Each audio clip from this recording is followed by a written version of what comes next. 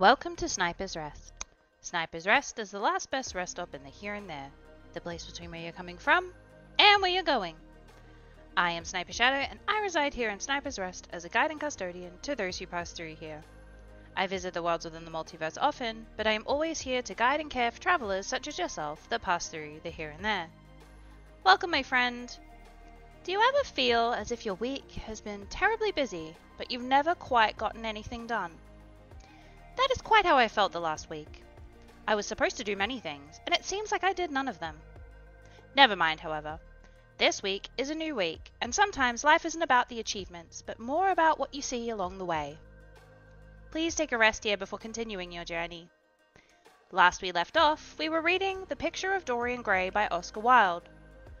Dorian Gray, desperate to forget his awful deed, heads off to a drug den.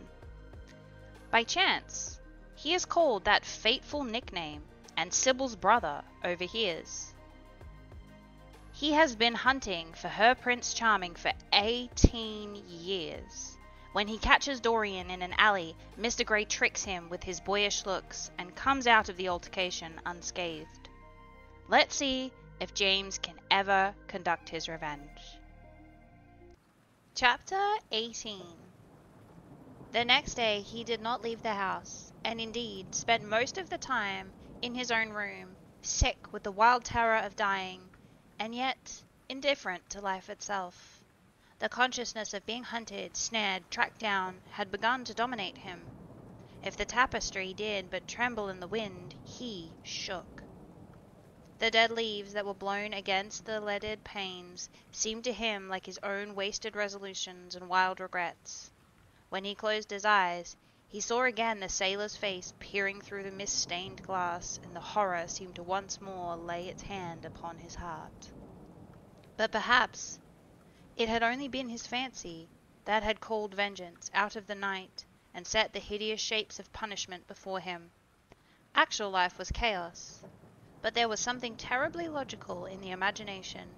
It was the imagination that set remorse to dog the feet of sin. It was the imagination that made each crime bear its misshapen brood. In the common world of fact, the wicked were not punished, nor the good rewarded. Success was given to the strong, failure thrust upon the weak. That was all.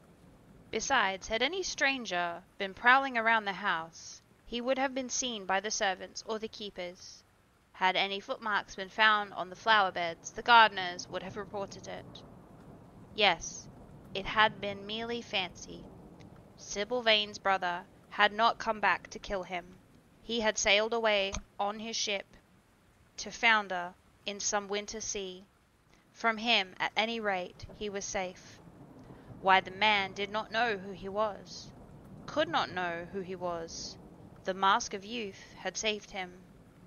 And yet, if it had been merely an illusion, how terrible it was to think that the coincidence could raise such fearful phantoms, and give them visible form, and make them move before one. What sort of life would this be, if day and night shadows of his crime were to peer at him from silent corners, to mock him from secret places, to whisper in his ear as he sat at the feast, to wake him with icy fingers as he lay asleep? As the thought crept through his brain, he grew pale with terror, and the air seemed to him to have become suddenly colder. Oh, in what a wild hour of madness he had killed his friend! How ghastly the mere memory of the scene! He saw it all again. Each hideous detail came back to him with added horror. Out of the black cave of time, terrible and swathed in scarlet, rose the image of his sin. When Lord Henry came in at 6 o'clock, he found him crying as one whose heart will break. It was not till the third day that he ventured to go out. There was something in the clear, pine-scented air of that winter morning that seemed to bring him back his joyousness and his ardor for life. But it was not merely the physical conditions of the environment that had caused the change. His own nature had revolted against the excess of anguish that had sought to maim and mar the perfection of its calm. With subtle and finely wrought temperaments, it is always so. Their strong passions must either bruise or bend. They either slay the man or themselves die. Shallow sorrows and shallow loves live on. The loves and sorrows that are great are destroyed by their own plenitude. Besides, he had convinced himself that he had been the victim of a terror-stricken imagination, and looked back now on his fears with something of pity and not a little of contempt. After breakfast he walked with the Duchess for an hour in the garden, and then drove across the park to join the shooting party. The crisp frost lay like salt upon the grass. The sky was an inverted cup of blue metal. The thin film of ice bordered the flat, reed-grown lake. At the corner of the pine wood he caught sight of Sir Geoffrey Clouston, the Duchess's brother, jerking 2 spent cartridges out of his gun. He jumped from the cart, having told the groom to take the mare home, made his way towards his guest through the withered bracken and rough undergrowth. "Have you had a good sport, Geoffrey?" he asked. "Not very good, Dorian. I think most of the birds have gone to the open. I dare say it will be better after lunch when we get to new ground." Dorian strolled along by his side, the keen aromatic air, the brown and red lights that glimmered in the wood, the hoarse cries of the beaters ringing out from time to time, and the sharp snaps of the guns that followed, fascinated him and filled him with a sense of delightful freedom. He was dominated by the carelessness of happiness, by the high indifference of joy. Suddenly, from a lumpy tussock of old grass some 20 yards in front of them, with black-tipped ears erect and long hinder limbs thrown forward, stared a hare. It bolted out of the thick of the alders. Sir Geoffrey put his gun on his shoulder, but there was something in the animal's grace of movement that strangely charmed Dorian. He cried out at once, "Don't shoot it, Geoffrey. Let it live." "What nonsense, Dorian!" laughed his companion, and as the hare bounded into the thicket, he fired. There were 2 cries, the cry of the hare in pain, which is dreadful, and the cry of a man in agony, which is worse. "Good heavens, I have hit a beater!" exclaimed Sir Geoffrey. "What an ass the man was to get in front of the guns! Stop shooting there!" he called at the top of his voice. "A man is hurt!" The head keeper came running up with a stick in his hand. "Where, sir? Where is he?" he shouted. At the same time, the firing ceased along the line. "Here," answered Geoffrey angrily, hurrying towards the thicket. "Why on earth don't you keep your men back? Spoiled my shooting for the day." Dorian watched them as they plunged into the elder clump, brushing the lithe-swinging branches aside. In a few moments they emerged, dragging a body after them into the sunlight. He turned away in horror. It seemed to him that the misfortune followed wherever he went. He heard Sir Geoffrey ask if the man was really dead, and the affirmative answer of the keeper. The wood seemed to him to have become suddenly alive with faces.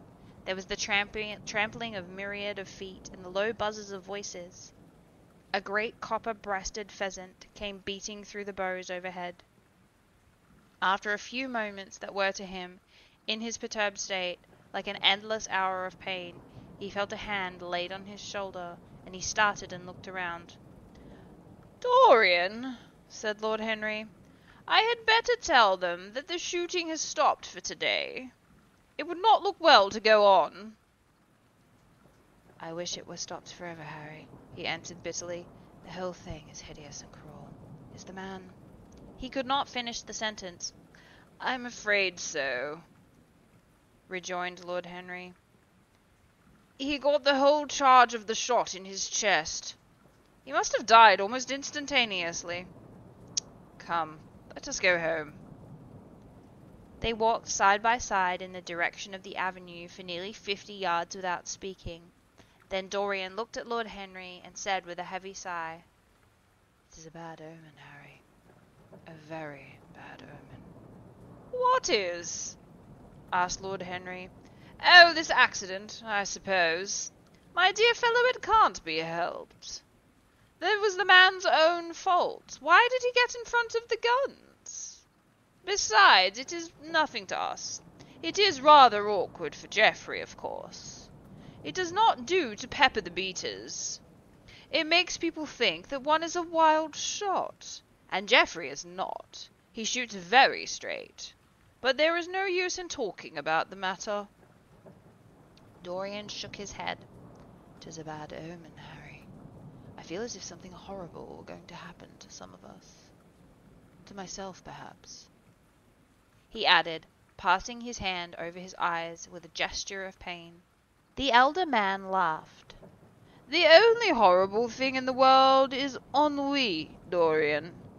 It is the one sin for which there is no forgiveness. But we are not likely to suffer from it unless these fellows keep chattering about this thing at dinner. I must tell them that the subject is to be tabooed. As for omens, there is no such thing as an omen. Destiny does not send us heralds. She is too wise or too cruel for that. Besides, what on earth could happen to you, Dorian? You have everything in the world a man can want. There is no one who would not be delighted to change places with you." "There is no one with whom I would not change places, Harry. Don't laugh like that. I am telling you the truth. The wretched peasant who has just died is better off than I am. I have no terror of death. It is the coming of death that terrifies me. Its monstrous wings seem to wheel in the laden air around me. Good heavens, don't you see a man moving behind the trees there, watching me, waiting for me?" Lord Henry looked in the direction in which the trembling gloved hand was pointing. "Yes," he said, smiling. "I see the gardener is waiting for you. I suppose he wants to ask you what flowers you wish to have on the table tonight. How absurdly nervous you are, my dear fellow. You must come and see my doctor when we get back to town." Dorian heaved a sigh of relief as he saw the gardener approaching. The man touched his hat and glanced for a moment at Lord Henry in a hesitating manner, and then produced a letter, which he handed to his master. "Her Grace told me to wait for an answer," he murmured. Dorian put the letter into his pocket. "Tell her Grace I am coming in," he said coldly. The man turned around and went rapidly in the direction of the house. "How fond women are of doing dangerous things," laughed Lord Henry. "It is one of the qualities in them I admire most. A woman will flirt with anybody in the world as long as other people are looking on." "How fond you are of saying dangerous things, Harry. In the present instance you are quite astray. I like the Duchess very much, but I do not love her." "The Duchess loves you very much, but she likes you less. So you are excellently matched." "You are talking scandal, Harry, and there is never any basis for scandal." "The basis of every scandal is an immoral certainty," said Lord Henry, lighting a cigarette. "You would sacrifice anybody, Harry, for the sake of an epigram." "The world goes to the altar of its own accord," was the answer. "I wish I could love," cried Dorian Gray with a note of pathos in his voice. "But I seem to have lost the passion and forgotten the desire.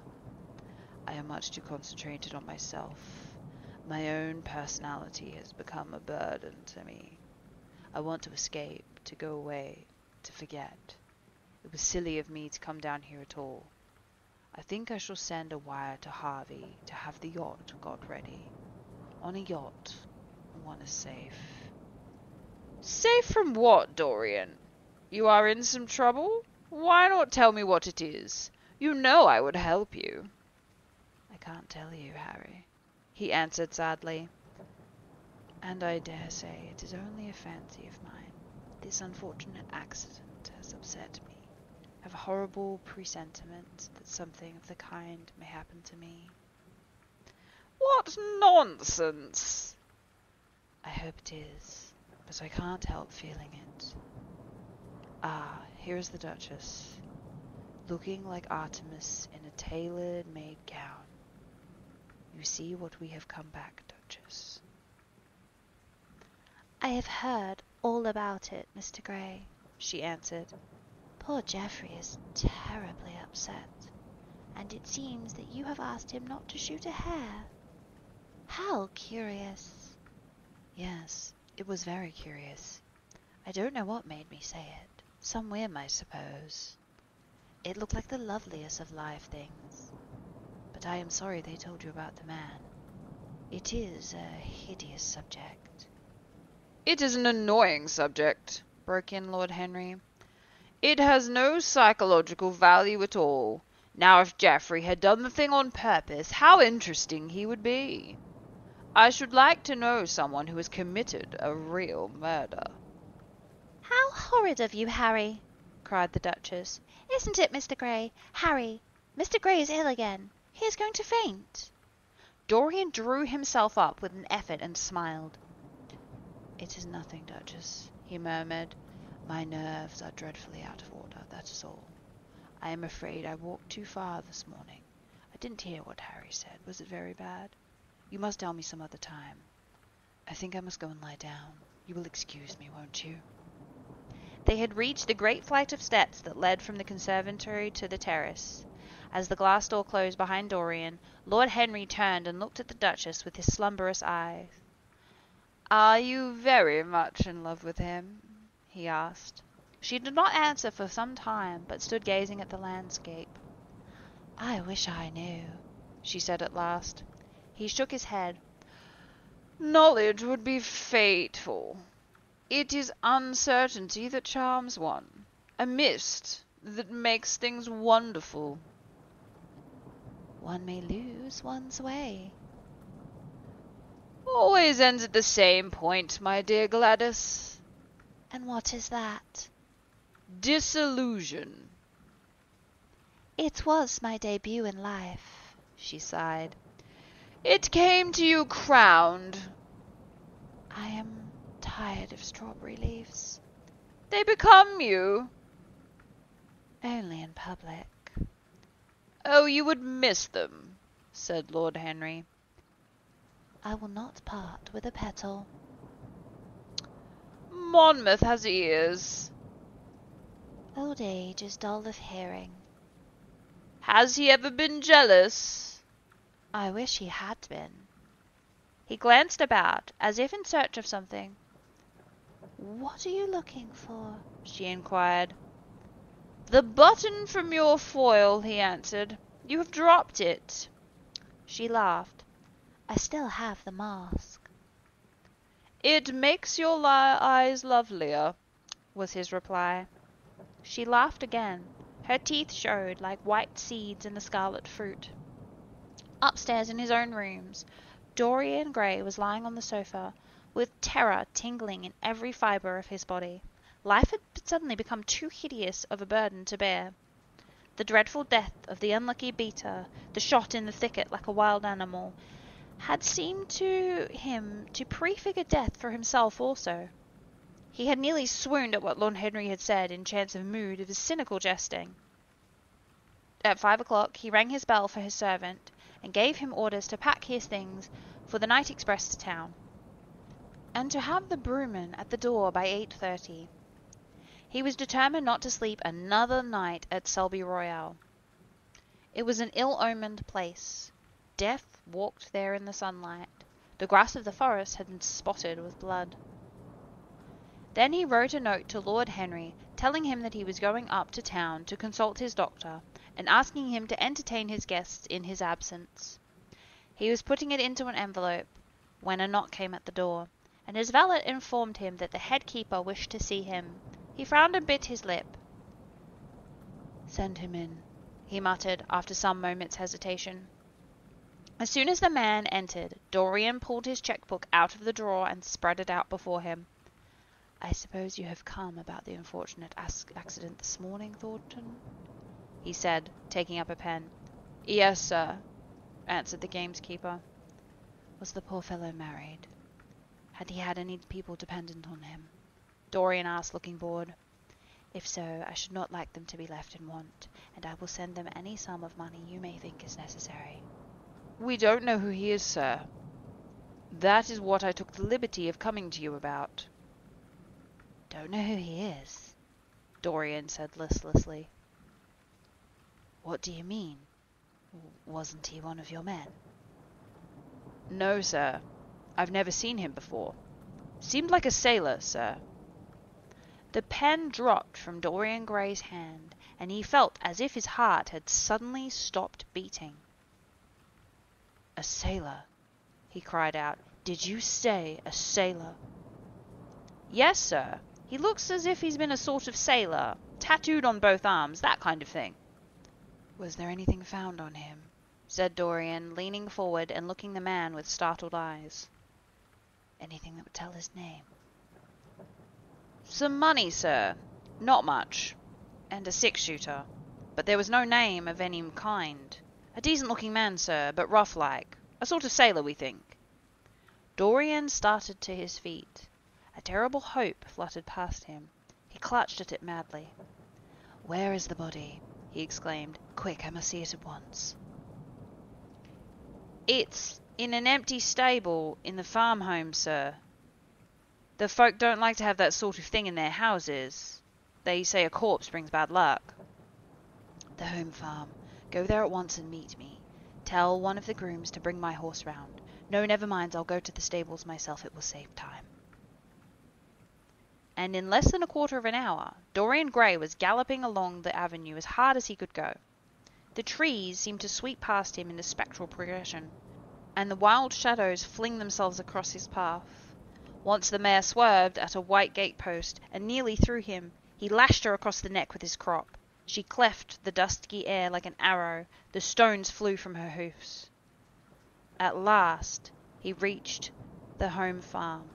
2 men were loitering in the yard. He leaped from the saddle and threw the reins at one of them. The father's stable was alight. There was a light glimmering.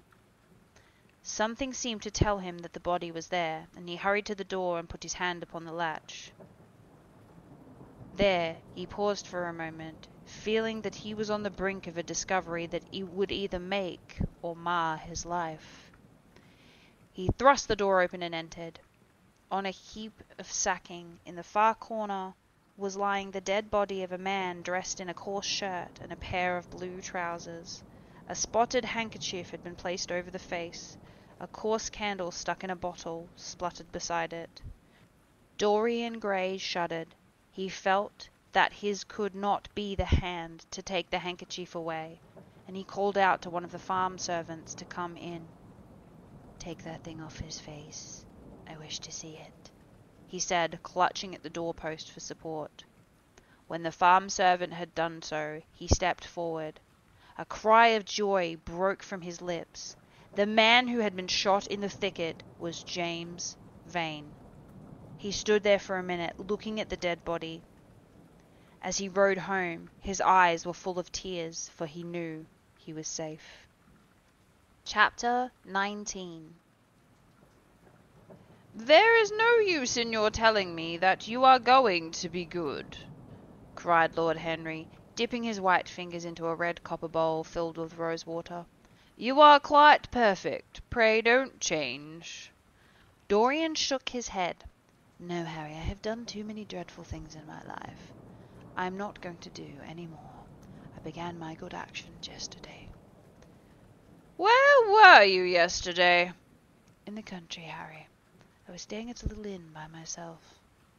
My dear boy, said Lord Henry, smiling, anybody can be good in the country. There are no temptations there. That is the reason why people who live out of town are so absolutely uncivilized.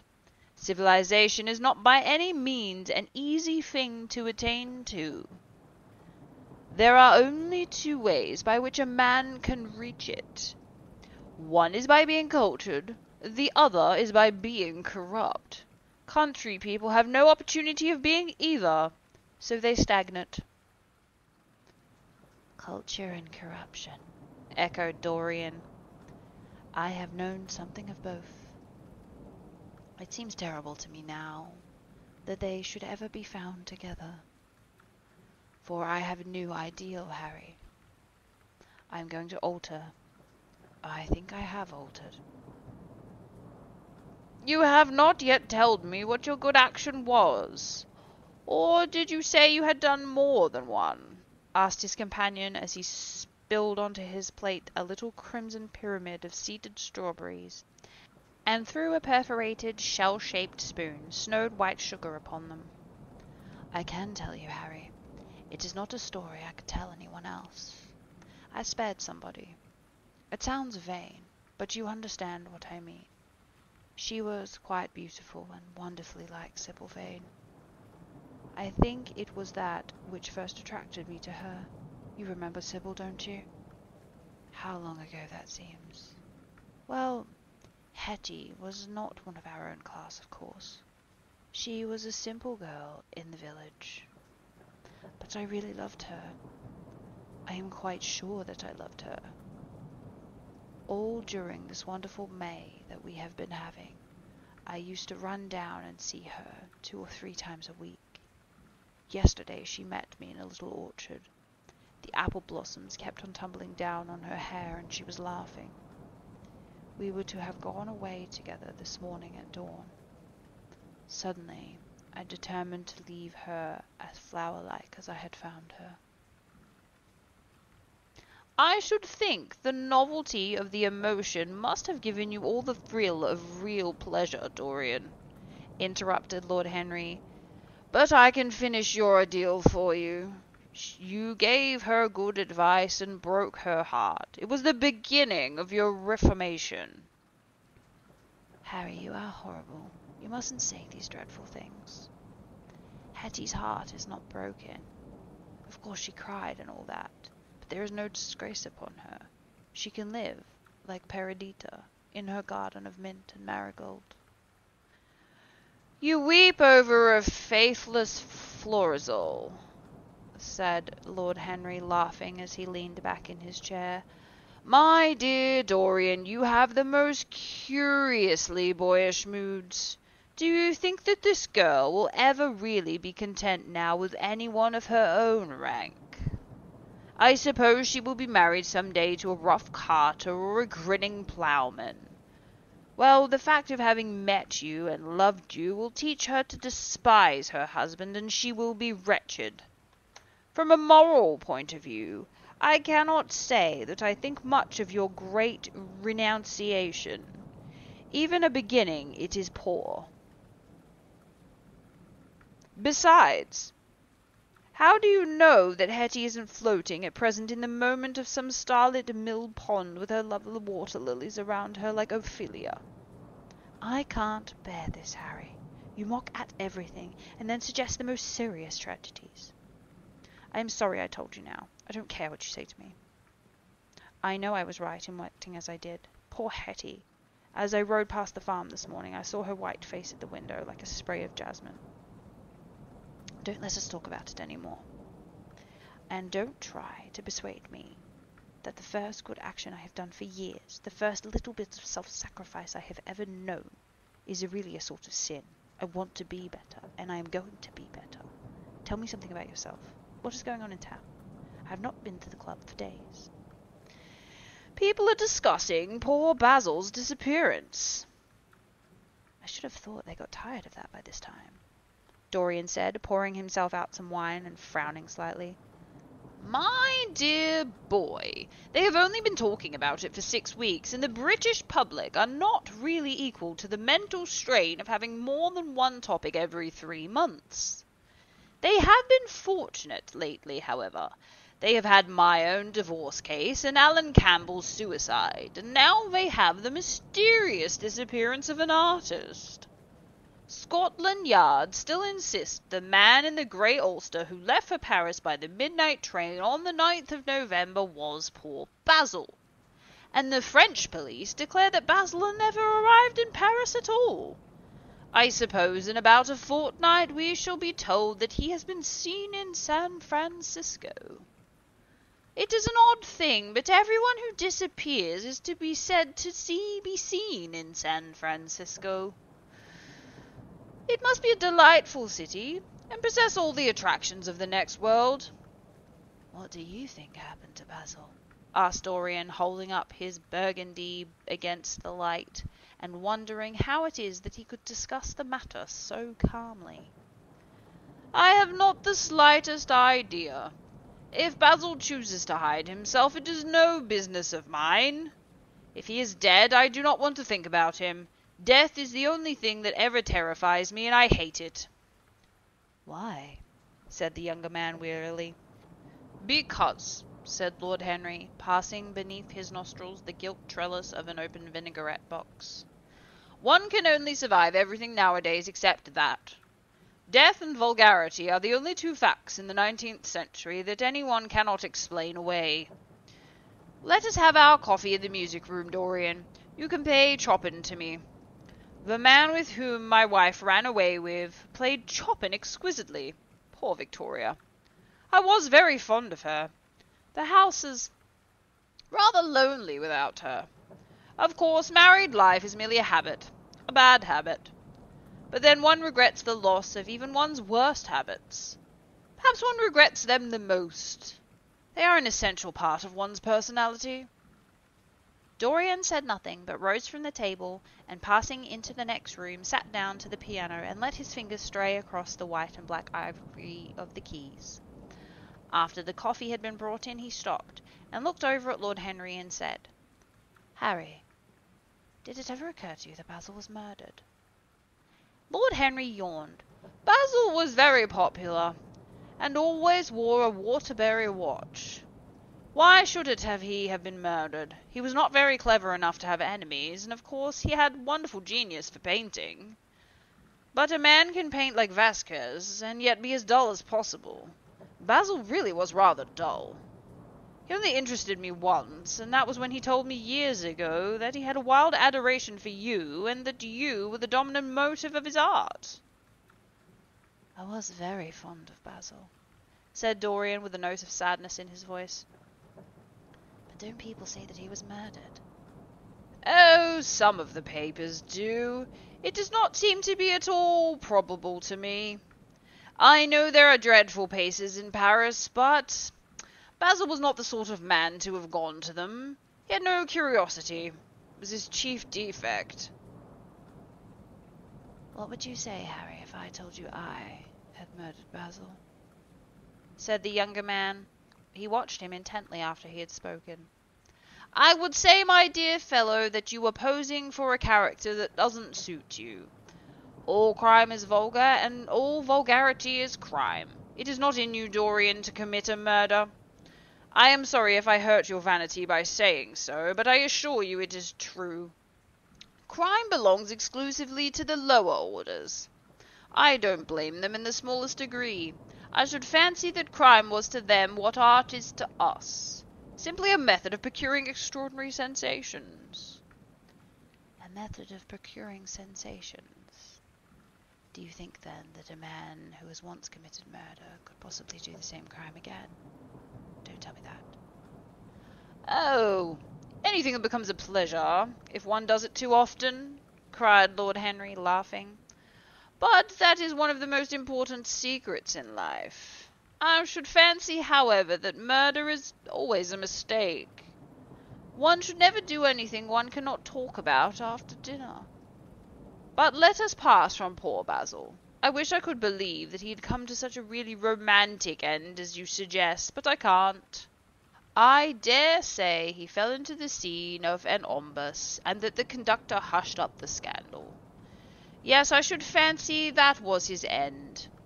I see him lying now on the back under those dull green waters, with the heavy barges floating over him and the long weeds catching his hair. Do you know, I don't think he would have done much good work. The last 10 years his paintings have gone off very much." Dorian heaved a sigh, and Lord Henry strolled across the room and began to stroke the head of a curious Java parrot, a large grey-plumaged bird with a pink crest and a tail that was balancing itself upon a bamboo perch. As his pointed fingers touched it, it dropped the white scruff of its crinkled lids over the black, glass-like eyes and began to sway backwards and forward.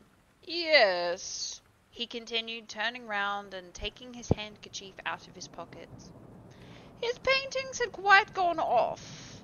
It seemed to me to have lost something. It had lost an ideal.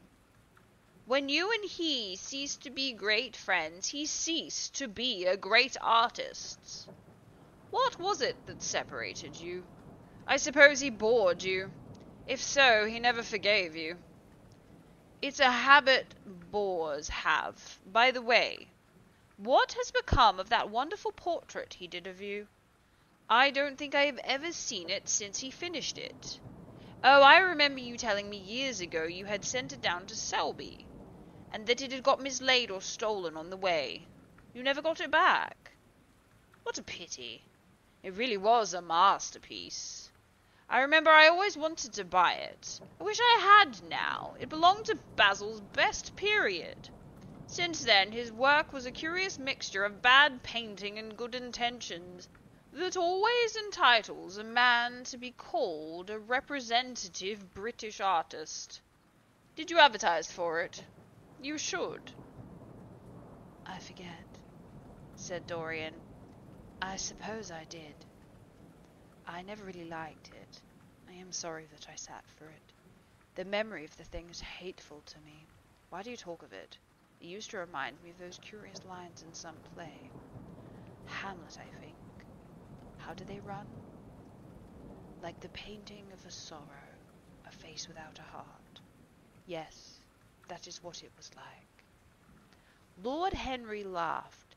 If a man treats life artistically, his brain is his heart, he answered, sinking into an armchair. Dorian Gray shook his head and struck some soft chords on the piano. Like the painting of a sorrow, he repeated, a face without a heart. The elder man lay back and looked at him with half-closed eyes. By the way, Dorian, he said after a pause, what does it profit a man if he gain the whole world and lose, how does the quotation run, his own soul? The music jarred, and Dorian Gray started and stared at his friend. Why do you ask me that, Harry? My dear fellow, said Lord Henry, elevating his eyebrows in surprise, I asked you because I simply thought you might be able to give me an answer. That is all. I was going through the park last Sunday, and close by the Marble Arch there stood a little crowd of shabby-looking people, listening to some vulgar street preacher. And as I passed by, I heard the man yelling out that question to his audience. It struck me as being rather dramatic. London is very rich in curious effects of that kind. A wet Sunday by an uncouth Christian is a mackintosh, a ring of sickly white faces under a broken roof of dripping umbrellas, and a wonderful phrase flung into the air by shrill, hysterical lips. It was really very good. In the way, it was quite a suggestion. I thought of telling the prophet that art had soul, but the man had not. I'm afraid, however, he would not have understood me. Don't, Harry. The soul is a terrible reality. It can be bought and sold and bartered away. It can be poisoned or made perfect. There is a soul in each one of us. I know it. Do you feel quite sure of that, Dorian? Quite sure. Ah, then it must be an illusion. The thing one feels absolutely certain about are never true.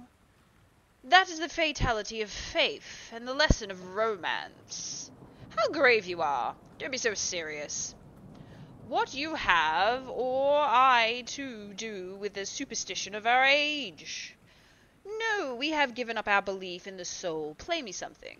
Play me a nocturne, Dorian, and as you play, tell me in a low voice how you have kept your youth. You must have some secret. I am only 10 years older than you are, and I am wrinkled and worn and yellow, and you are really wonderful, Dorian.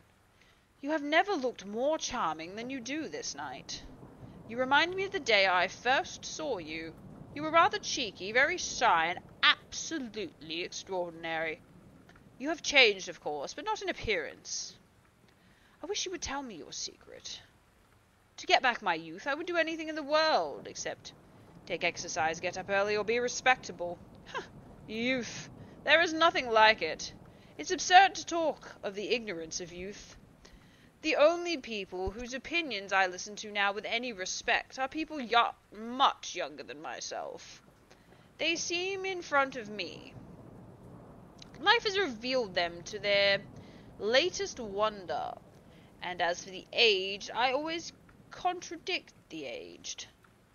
I do it on principle. If you ask them their opinion on something that happened yesterday, they solemnly give you the opinions of the current in 1820, when people wore high stocks, believed in everything, and knew absolutely nothing. How lovely that thing you are playing is. I wanted to chop and write it at the Marioca, with the sea weeping around the villa and the salt spray dashing against the panes. It is marvellously romantic. What a blessing it is that there is one art left to us that is not so imitative.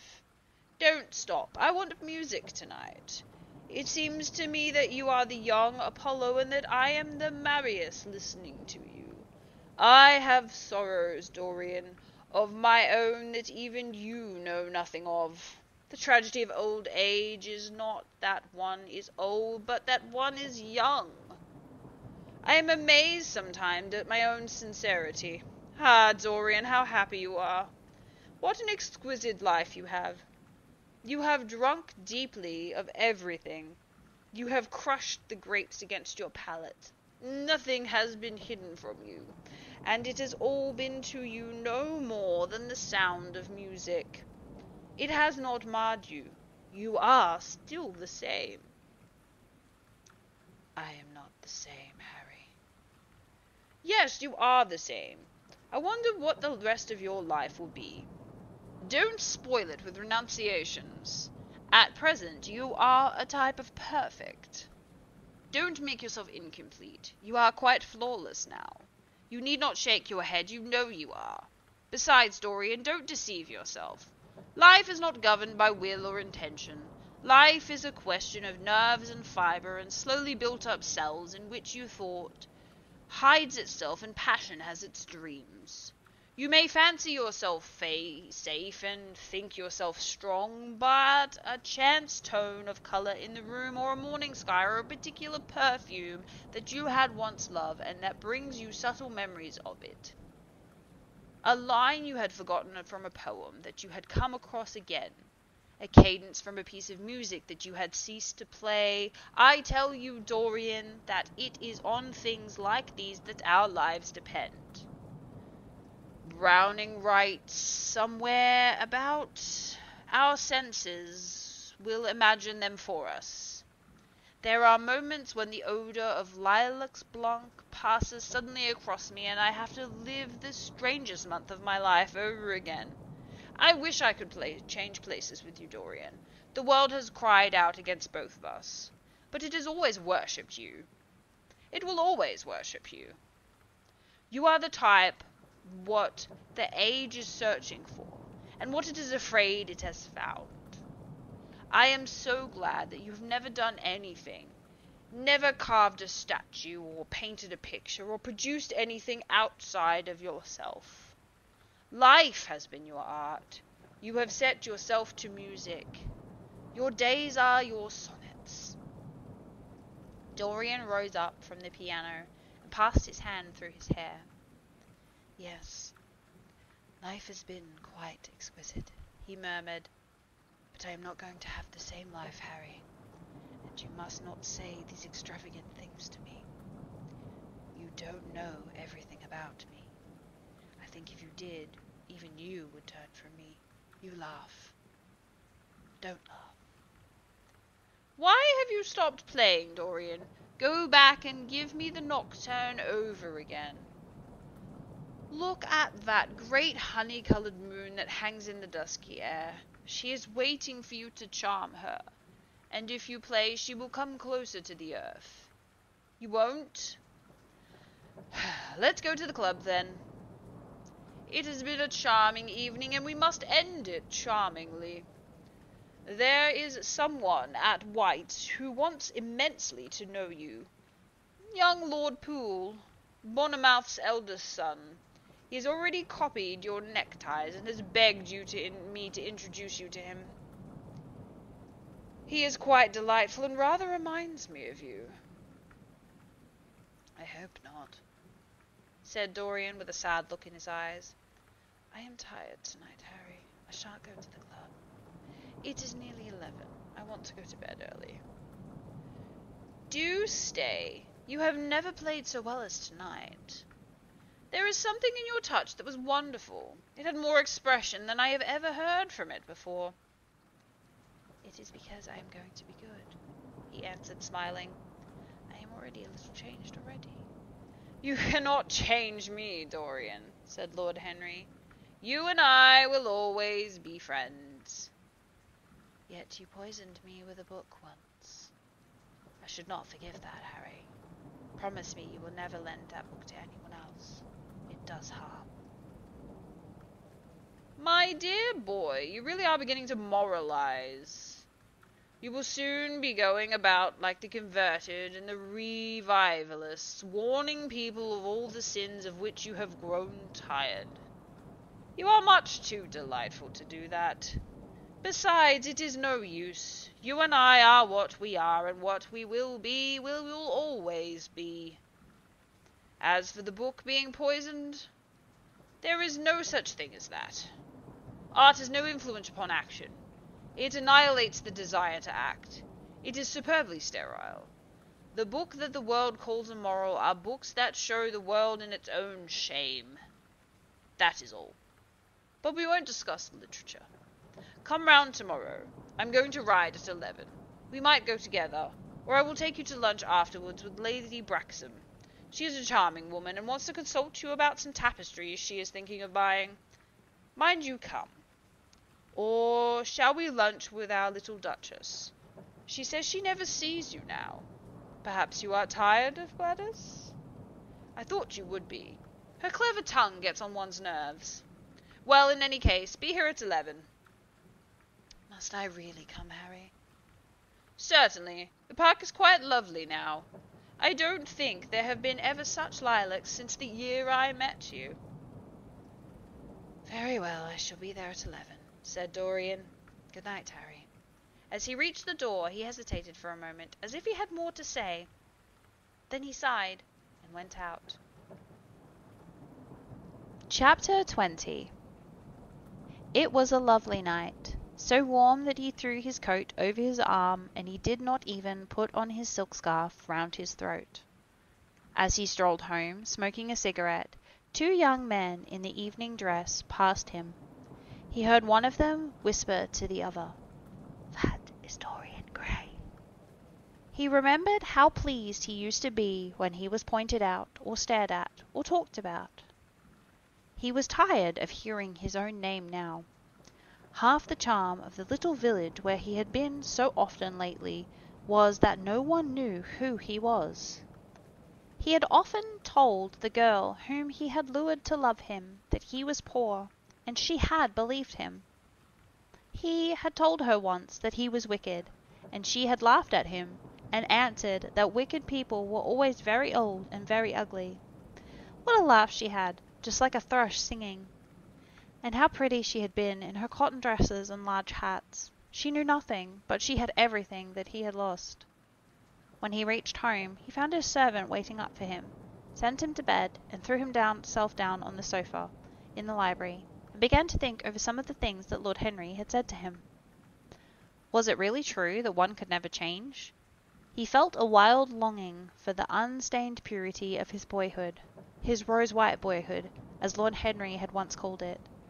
He knew that he had tarnished himself, filled his mind with corruption, and given horror to his fancy, that he had been an evil influence to others, and had experienced a terrible joy in being so, and that of their lives that had crossed his own, it had been the fairest and most full of promise that he had brought to shame.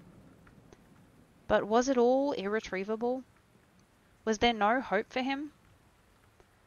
Ah, in what a monstrous moment of pride and passion he had prayed that the portrait should bear the burden of his days, and he keep all the unsullied splendour of eternal youth. but his failure had been due to that. Better for him that each sin of his life had brought its sure swift penalty along with it. There was purification in punishment, not forgive our sins, but smite us for our iniquities, should be the prayer of most man to a most just God. The curiosity carved the mirror that Lord Henry had given him so many years ago was standing on the table, and the white-limbed cupids laughed round it as of old. He took it up, as he had done on the night of horror when he had first noticed the change in the fatal picture, and with wild, tear-dimmed eyes he looked into the polished shield. Once someone who had terribly loved him had written to him a mad letter ending with these idolatrous words: "The world is changed because you are made of ivory and gold. The curves of your lips rewrite history." The phrases came back to his memory, and he repeated them over and over to himself. Then he loathed his own beauty, and flinging the mirror on the floor, crushed it into silver splinters beneath his heel. It was his beauty that had ruined him, his beauty and the youth that he had prayed for. But for those two things his life might have been free from stain. His beauty had been to him but a mask, his youth but a mockery. What was youth at best? A green and unripe time, a time of shallow moods and sickly thoughts. Why had he worn his livery? Youth had spoiled him. It was better not to think of the past. Nothing could alter that. It was of himself and his own future that he had to think. James Vane was hidden in a nameless grave in Selby churchyard. Alan Campbell had shot himself one night in his laboratory, but had not revealed the secret that he had been forced to know. The excitement, such as it was, over Basil Hallward's disappearance would soon pass away. It was already waning. He was perfectly safe there. Nor, indeed, was the death of Basil Hallward that weighed most upon his mind. It was the living death of his own soul that troubled him. Basil had painted the portrait that had marred his life. He could not forgive him for that. It was the portrait that had done everything. Basil had said things to him that were unbearable, and that he had yet borne with patience. The murder had been simply the madness of a moment. As for Alan Campbell, his suicide had been his own act. He had chosen to do it. It was nothing to him. A new life, that was what he wanted. That was what he was waiting for. Surely he had already begun it. He had spared some innocent thing at any rate. He would never again tempt innocence. He would be good. As he thought of Hetty Merton, he began to wonder if the portrait in the locked room had changed. Surely it was not still so horrible as it had been. Perhaps if his life had become pure, he would be able to expel every sign of evil passion from the face. Perhaps the signs of evil had already gone away. He would go and look. He took the lamp from the table and crept upstairs. He unbarred the door. A smile of joy flitted across his strangely youth-looking face, and lingered for a moment about his lips. Yes, he would be good, and the hideous thing that he had hidden away would no longer be a terror to him. He felt as if the load had been lifted from him already. He went in quietly, locking the door behind him, as was his custom, and dragged the purple hanging from the portrait. A cry of pain and indignation broke from him. He could see no change, save in the eyes was a look of cunning, and in the mouth was a curved wrinkle of the hypocrite.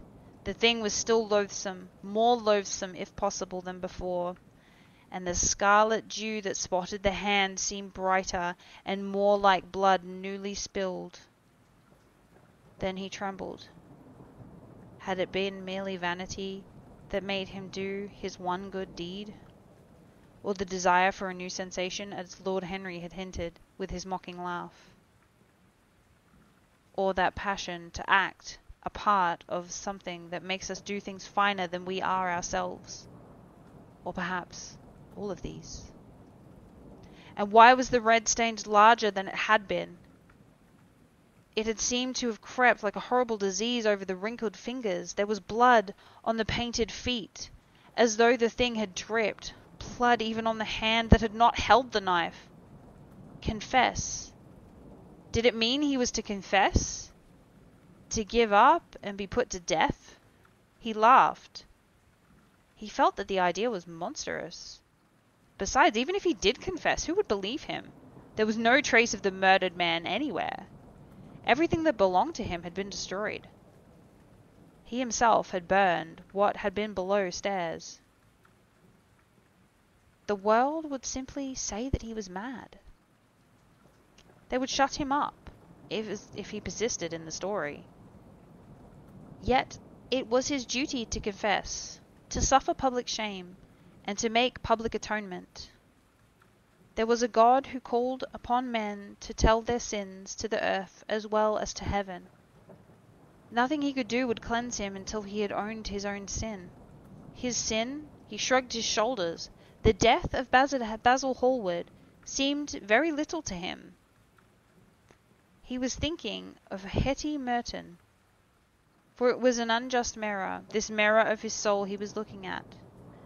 Vanity, curiosity, hypocrisy. Had there been nothing more than his renunciation than that? There had to be something more. At least he thought so. But who could tell? No, there had to be nothing more. Through vanity he had spared her. In hypocrisy, he had worn the mask of goodness. For curiosity's sake, he had tried the denial of self. He recognized that now. But this murder, was it to dog him all his life? Was he always to be burdened by his past? Was he really to confess? Never. There was only one bit of evidence left against him. The picture itself. That was the evidence. He would destroy it. Why had he kept it so long? Once it had given him pleasure to watch it changing and growing old. Of late he had felt no such pleasure. It had kept him awake at night. Then, when he had been away, he had been filled with terror, lest other eyes should look upon it. It had been brought melancholy across his passions. Its mere memory had marred many moments of joy. It had been like a conscience to him. Yes, it had been his conscience. He would destroy it. He looked around and saw the knife that had stabbed Basil Hallward. He cleaned it many times, till there was no stain left upon it. It was bright and glistened. As it had killed the painter, it would so kill the painter's work, and all that it meant. It would kill the past, and when that was dead he would be free. It would kill this monstrous soul life, and without its hideous warnings he would be at peace. He seized the thing and stabbed the picture with it. There was a cry heard and a crash. The cry was so horrible in its agony that the frightened servants woke and crept out of their rooms. 2 gentlemen who were passing in the square below stopped and looked up at the great house. They walked on till they met a policeman and brought him back. The man rang the bell several times, but there was no answer. Except for a light in the top of the window, all the house was dark. After a time he went away and stood in an adjoining portico and watched. "Whose house is that, constable?" said the elder of the 2 gentlemen. "Mr. Dorian Gray's, sir." They looked at each other and walked away and sneered. One of them was Sir Henry Ashton's uncle. Inside, in the servants' part of the house, the half-clad domestics were talking in low whispers to each other. Old Mrs. Leaf was crying and wringing her hands. Francis was as pale as death. After about a quarter of an hour, he got the coachman and one of the footmen and crept upstairs. They knocked, but there was no reply. They called out. Everything was still. Finally, after vainly trying to force the door, They got onto the roof and dropped down onto the balcony. The windows yielded easily. Their bolts were old. When they entered, they found hanging upon the wall a splendid portrait of their master as they had last seen him, in all the wonder of his exquisite youth and beauty. Lying on the floor was a dead man in evening dress, with a knife in his heart. He was withered and wrinkled and loathsome of visage. It was not till they had examined the rings that they recognized who it was. The end. That concludes our reading of The Picture of Dorian Gray by Oscar Wilde. Join me next time for an exciting new tale. If you wish to rest here some more, please find a space that suits you.